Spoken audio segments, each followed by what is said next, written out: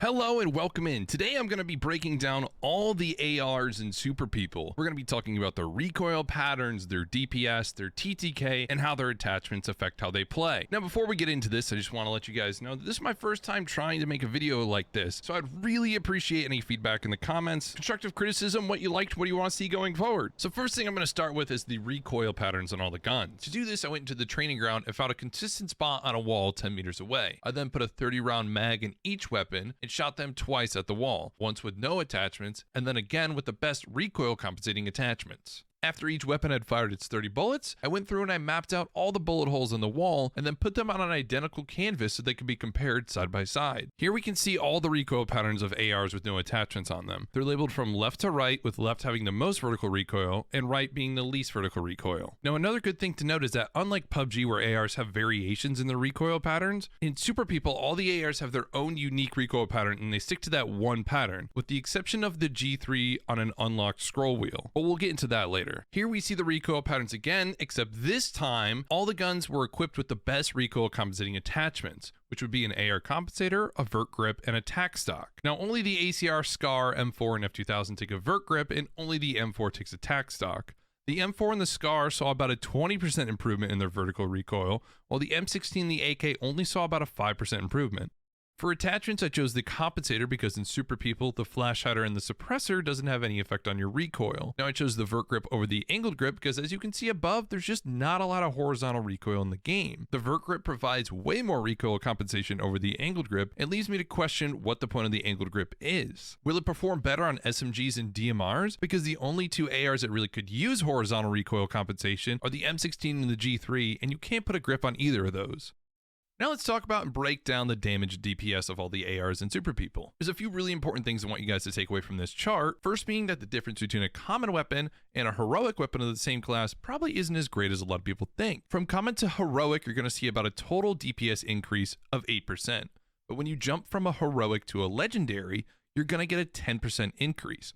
And then when you jump from legendary to mythical, you're getting another 12% increase in your DPS, which really goes to show how important legendary and mythical weapons are in this game.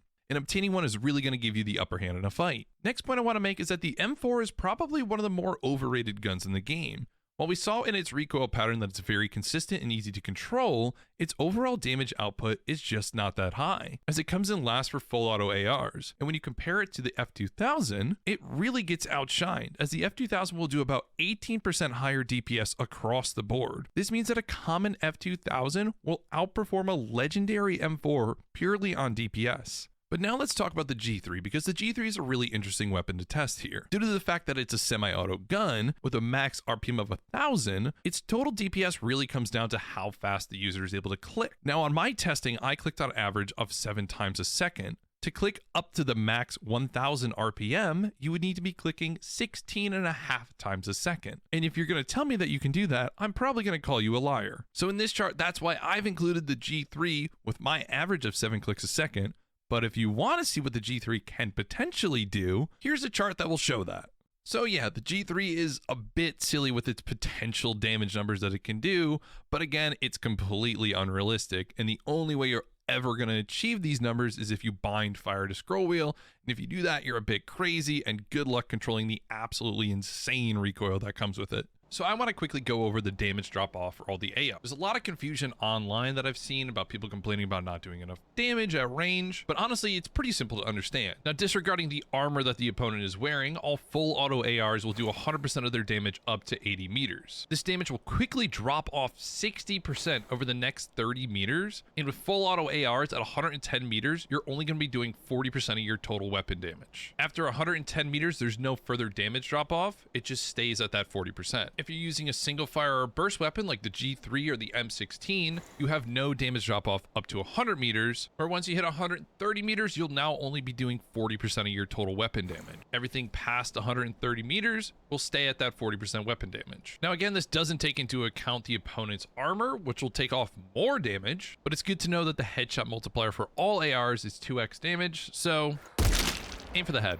Taking all this data into account, this is how I would rank the ARs and Super People from best to worst. Coming in at number 1 for me is going to be the F2000. Between its great damage output and pretty manageable recoil, plus its availability all over the map, the F2000 is the absolute king of its class. Coming in at number 2 for me is going to be the Scar H. The Scar can output some absolutely massive damage numbers, and its very consistent vertical recoil makes it not that bad to control. Plus, hitting a few headshots with the Scar will absolutely melt any opponent. Coming in at number 3 for me is going to be the ACR. The ACR is a tricky one to rank because of its rarity being a crate drop weapon, and the fact that it usually only comes in advance and is a bit difficult to level up. That being said, the stock 50 round mag is really nice. Even with its rarity and heavy vertical recoil, this thing can output some huge damage and absolutely melt even the best opponents. Coming in at number 4 for me is the G3. Now, as I mentioned before, the G3 is a really tricky one to rank because its damage output really comes down to the user. That being said, we've seen on the DPS chart the potential that the G3 has, and I know a lot of people really swear by it. While it isn't my personal favorite, I've seen the damage it can do in the right hands, and winning a gunfight against someone who's good with the G3 can be extremely difficult. The G3 loses points in my book because its potential very low DPS if the user can't click very fast, and also because the ARs have that extremely intense damage drop off after 100 meters, which seems like an area that the G3 should thrive. Now, number 5 on my list is gonna be the M416. Now, even though the M4 outputs the lowest DPS of all the full auto ARs, you can't deny its reliability and consistency. The M4 is extremely easy to find all over the map, and its recoil is extremely consistent. But for me, it just loses a lot of points because the F2000 is just extremely better in almost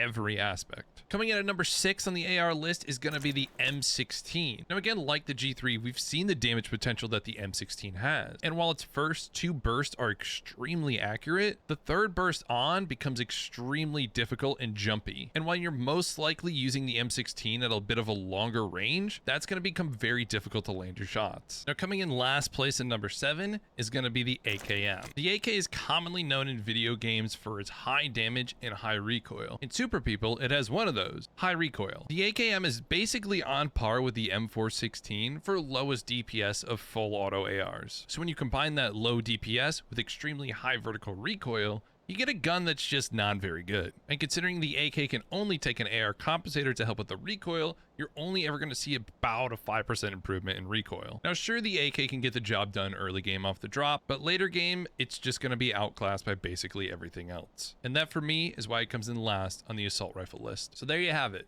My Super People assault rifle breakdown and ranking. Hopefully this video has helped you learn something new about the assault rifles in the game to help you make better decisions in your games going forward and hopefully get more super sweet. Let me know in the comments if you agree with my assault rifle ranking and how you would rank them yourself. And if you've learned anything today or have any questions, let me know in the comments. Also, don't forget to like and then subscribe to the channel so I can make future content on Super People. As always, you can ask me questions live on Twitch. I stream Monday through Friday at 5 p.m. EST at twitch.tv/reckless. Thanks again for watching. I hope you enjoyed, and I look forward to seeing you guys in future videos.